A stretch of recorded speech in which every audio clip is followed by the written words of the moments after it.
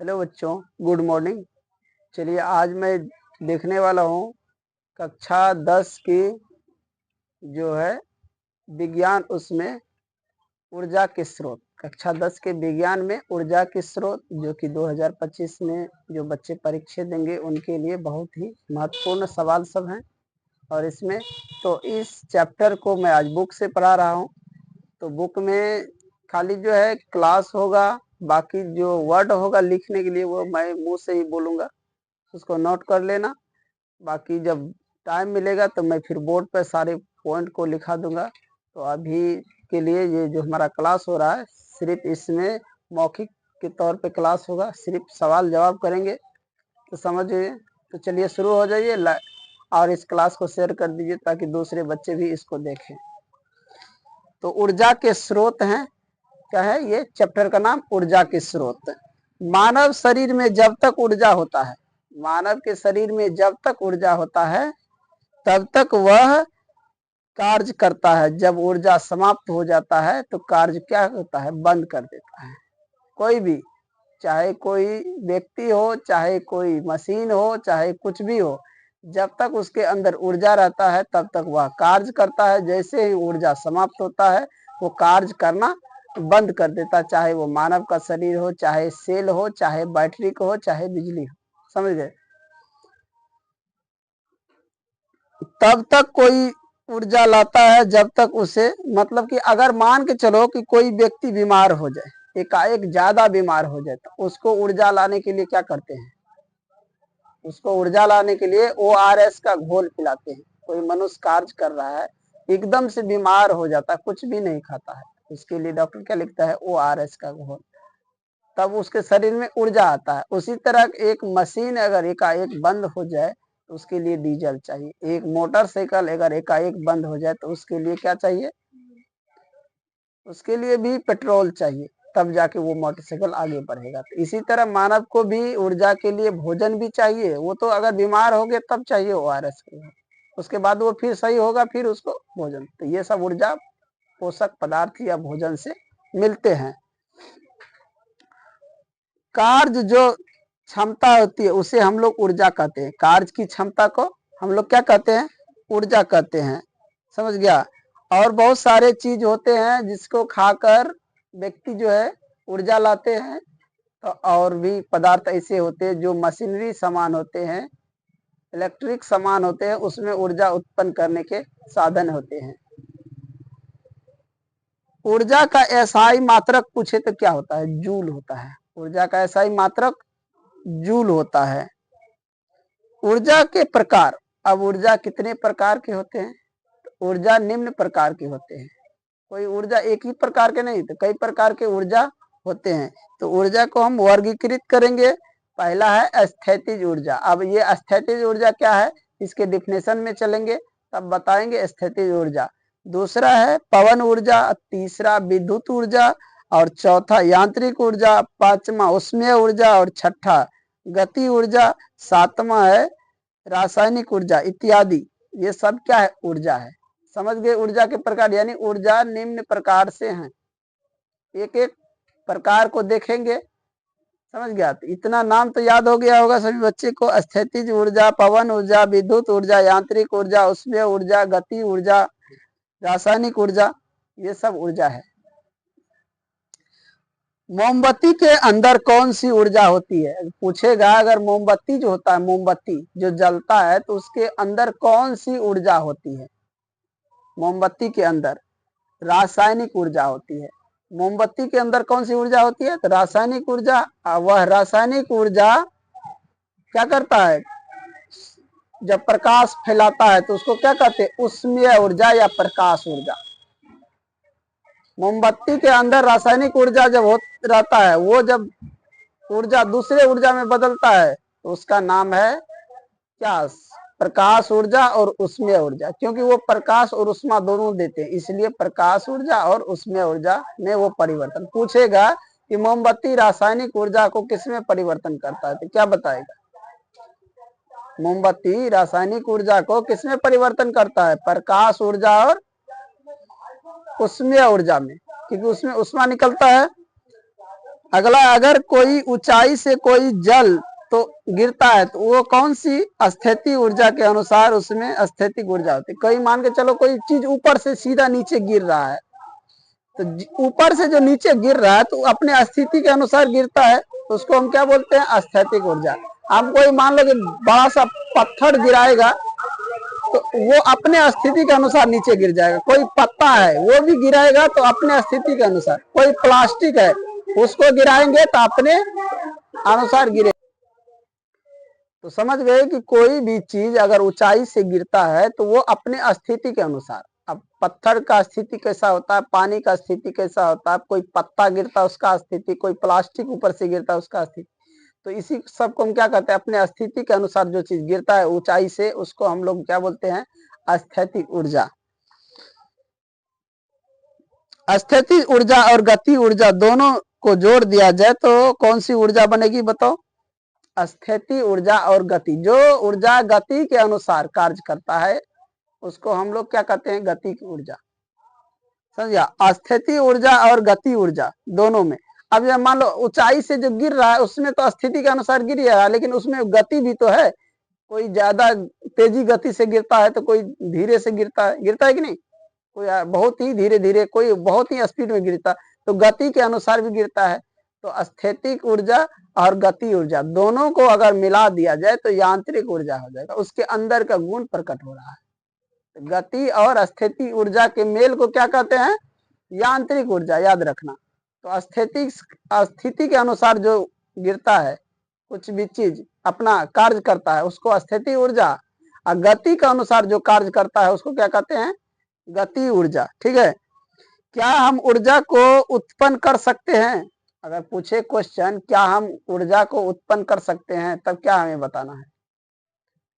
ऊर्जा ना तो उत्पन्न किया जाता है ना ही नष्ट किया जाता है, बल्कि क्या होता है, इसका रूप बदला जाता है। जैसे अभी हम बताए कि मान के चलो मोमबत्ती है, उसके अंदर कौन सी ऊर्जा है, तो रासायनिक ऊर्जा। क्या रासायनिक ऊर्जा समाप्त होता है, नष्ट हो जाता है। अगर वह नष्ट होता तो दूसरा ऊर्जा उत्पन्न हो जाता है। तो ऊर्जा यहाँ तो ना नष्ट हुआ ना क्या हुआ, उत्पन्न हुआ, बल्कि उसका रूप न बदला। रासायनिक में था तो वो प्रकाश में बदल गया, प्रकाश में है तो रासायनिक में, पता है कि नहीं। अब विद्युत ऊर्जा को भी तो प्रकाश ऊर्जा में बदला जाता है कि नहीं।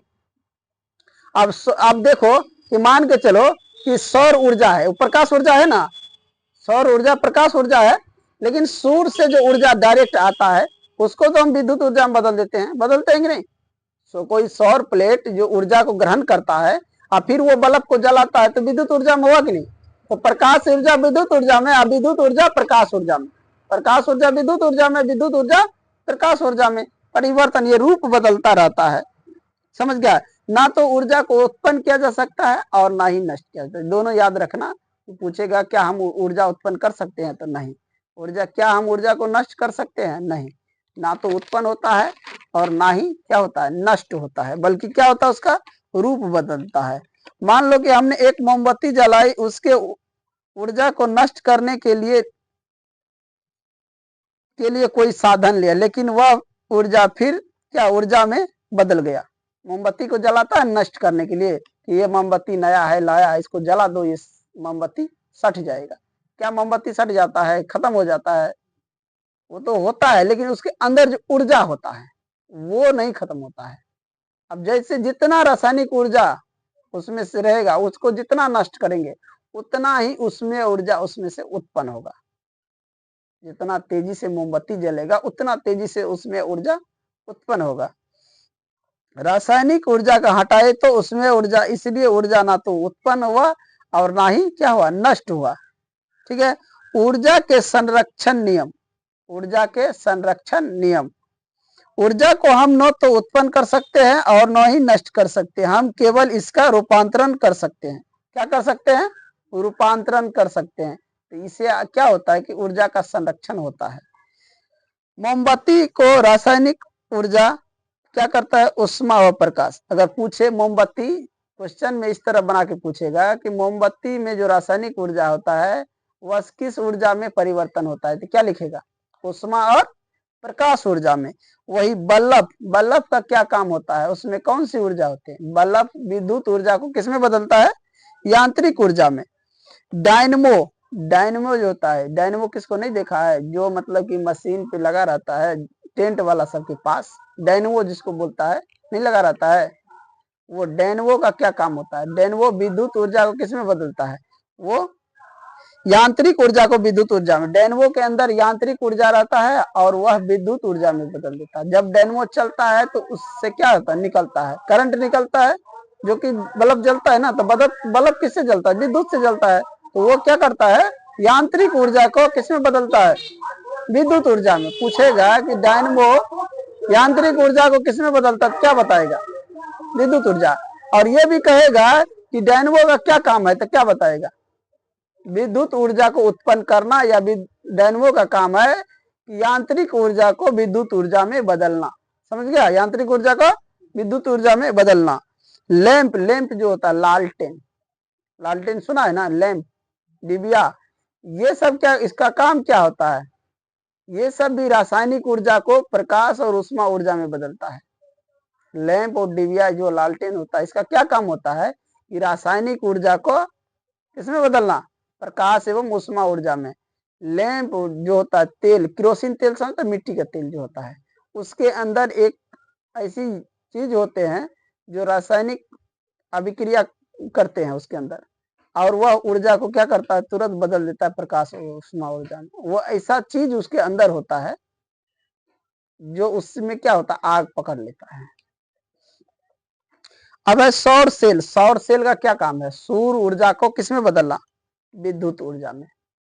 सौर ऊर्जा को विद्युत ऊर्जा में बदलना किसका काम है, सौर सेल यानी सौर प्लेट जो होता है। बैटरी, बैटरी का काम, बैटरी के अंदर भी रासायनिक ऊर्जा होता है, और बैटरी का काम है रासायनिक ऊर्जा को विद्युत ऊर्जा में बदलना।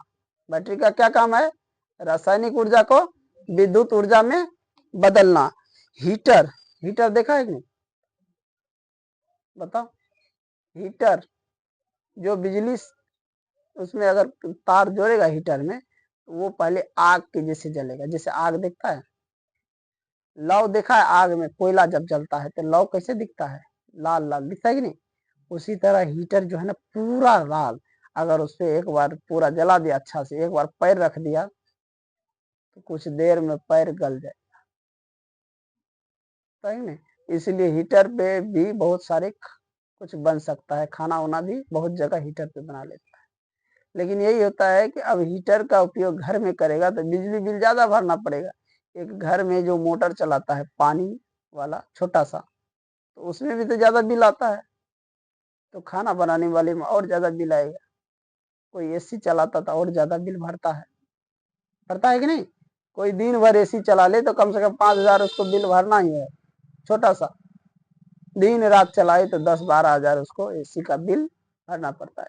कभी ये सुना है किसी बड़े दुकान में जाता है तो वही चीज छोटे दुकान में कम रेट पे उपलब्ध रहता है, बड़े में ज्यादा पे, ऐसा क्यों होता है, क्योंकि वहां पे स्टाफ है, उसके पंखा है, उसके फ्रिज, एसी है, इस सब का बिल कहाँ से आएगा, उसी से ना आएगा। इसीलिए वहां पे कोई भी डिस्काउंट नहीं होता, अगर कुछ देता है तो सब पे रहेगा, 10-5% जो रहेगा सब पे फिक्स रहेगा। वही चीज तुम वहां पे खरीदो, वही चीज बाहर में खरीदो तो थोड़ा अंतर हो जाता है वहां पे।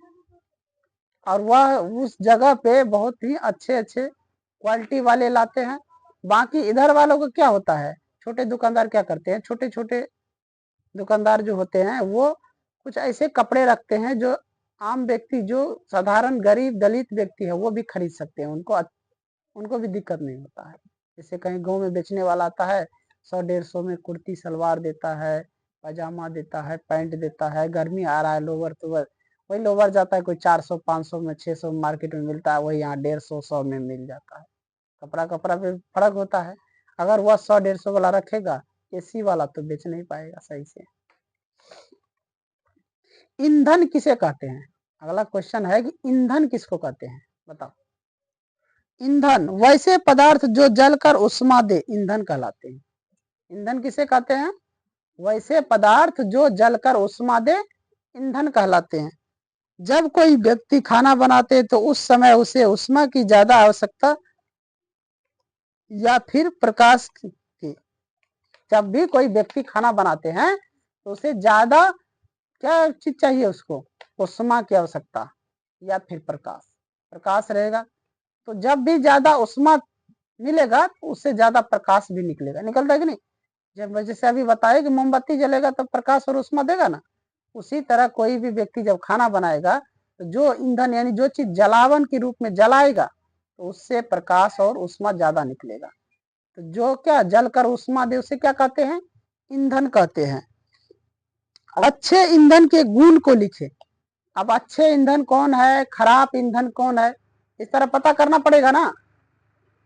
जो ज्यादा देर तक चले और आसानी से उष्मा और प्रकाश दे, वही सा अच्छे ईंधन कहलाते। कुछ ईंधन को देखेगा, जैसे मान के चलो बांस देखा है ना, बांस उसका पत्ता जो सूख जाता है वो गिर जाए, उसमें आग लगा दो, एक सूखा लकड़ी में आग लगा दो, बताओ कौन ज्यादा देर तक टिकेगा? सूखा लकड़ी। आसानी से कौन जल जाएगा ये बताओ? बांस का पत्ता आसानी से जल जाएगा। लेकिन दोनों ईंधन है, बांस का पत्ता भी है और सूखा लकड़ी भी है समझ में? सूखा लकड़ी और बांस के पत्ता दोनों ईंधन है। तो कौन कौन ईंधन है? तो अच्छे ईंधन के गुण कार्य लिखने के लिए तो क्या लिखेगा? जलने के लिए हमारे पास कुछ कोयले और कुछ खरपतवार है, दोनों में कौन ज्यादा उष्मा देता है? कोयला और खरपतवार। खरपतवार जितना तेजी से जलेगा उतना उष्मा देगा, कोयला जितना धीरे से जलेगा उतना धीरे धीरे वो भी जलेगा तो वो भी उष्मा देगा। खरपतवार तेजी से जलने लगता है और तुरंत बुझ जाता है, इसलिए कोयला ज्यादा उष्मा देगा, खरपतवार कम उष्मा देगा। क्यों देगा? क्योंकि जब तक वो जलेगा तभी तक ना। मान के चलो खरपतवार में आग लगाया, 2 मिनट 4 मिनट में वो जल के भस्म हो गया, उसके बाद उष्मा देना बंद हो गया। अब कोयला जल गया, कोयला जला, अगर उतनी कोयला है तो उसको घंटों 2 घंटों भी लग सकता है, उष्मा देते रहता है। तो अब गुण में क्या लिखेगा? तो पहला नंबर लिखा जो पर्याप्त उष्मा दे, जो पर्याप्त उष्मा दे। अच्छे ईंधन को गुण को जब अगर कहेगा लिखने के लिए तो क्या लिखेगा? पहला नंबर में जो पर्याप्त उष्मा दे, यानी कि जितना हमको जरूरी है जो उतना उष्मा दे वो अच्छा ईंधन हुआ। दूसरी जो सस्ता हो, जो क्या हो? सस्ता हो। तीसरा जो ज्यादा समय तक टिके, सस्ता भी हो और ज्यादा समय तक भी टिके। तो कोयला सस्ता ही है और ज्यादा समय तक टिकता है, ठीक है। चौथा है जो आसानी से प्राप्त हो, जो आसानी से मिल जाए। ऐसा नहीं कि जो चीज ज्यादा देर तक टिक रहा है लेकिन वो चीज हमारे पास उपलब्ध ही नहीं है, तो वो अच्छे ईंधन नहीं हुए। इसलिए नहीं हुए क्योंकि ज्यादा समय तक तो टिक रहा है लेकिन उपलब्ध नहीं है, एक बार समाप्त हो जाता तो जल्दी मिलवे नहीं करता है, तो वो अच्छे ईंधन हुआ नहीं हुआ। तो अगर मान के कोई व्यक्ति को अच्छा कहना हो तो उसके सभी गुण देखेंगे तब ना उसको अच्छा हम बोलेंगे। अगर मान के चलो कोई अच्छा है, सब गुण उसमें देखने पर लगता है खराब, तो अच्छा मानेंगे? नहीं मान सकते। जो कोई विषैला धुआं उत्पन्न करता हो, जो कोई विषैला धुआं उत्पन्न ना करता हो, यानी विषैला धुआं उत्पन्न करेगा तो वह भी अच्छा ईंधन नहीं हुआ। जिस धुआं से किसी व्यक्ति को हानिकारक पहुंचे, किसी जान माल की क्षति हो, तो वह अच्छा ईंधन नहीं हुआ। जिसका भंडारण आसान हो, जिसको हम एकत्रित करके जमा करके आसानी से रख सकते हैं, वो सब क्या है? अच्छे ईंधन कहलाते हैं। क्या कहलाते हैं? अच्छे। सबसे अच्छा ईंधन कौन सा है पूछेगा तो क्या लिखेगा? LPG, liquid petroleum gas. LPG का full form liquid petroleum gas सबसे अच्छा ईंधन है और आसानी से मिल जाता है गैस की नहीं, और ज्यादा देर तक टिकता है, ना धुआं उत्पन्न करता है। कोई दिक्कत होता है गैस जलाने से? कोई दिक्कत नहीं होता। तो ये सबसे अच्छा ईंधन है, समझ गया। एलपीजी मुख्य घटक ब्यूटेन है। एलपीजी के मुख्य घटक क्या है? ब्यूटेन है। एलपीजी के मुख्य घटक ब्यूटेन। गोबर गैस यानी बायोगैस, गोबर गैस का दूसरा नाम बायोगैस। मुख्य रूप से क्या होता है, यानी लगभग 75% क्या होता है? मीथेन। बायोगैस में भी लगभग 75% मीथेन होता है, समझ गया। ईंधन में 2-3 चीज होती है, कोयला, पेट्रोल, ये सब, समझ गया। तो ईंधन के बारे में और कुछ जानकारी हम अगले वीडियो में प्राप्त करेंगे। तो इस क्लास को पूरा करने में कम से कम हमारा 3 वीडियो बनेगा, इसीलिए सभी वीडियो को देखना जरूरी है और फिर अच्छे से सभी क्वेश्चन का आंसर, क्वेश्चन ऑब्जेक्टिव हो चाहे सब्जेक्टिव, उसका उत्तर दे सकते हो। आज के लिए इतना ही। Best of luck. जय हिंद, जय भारत।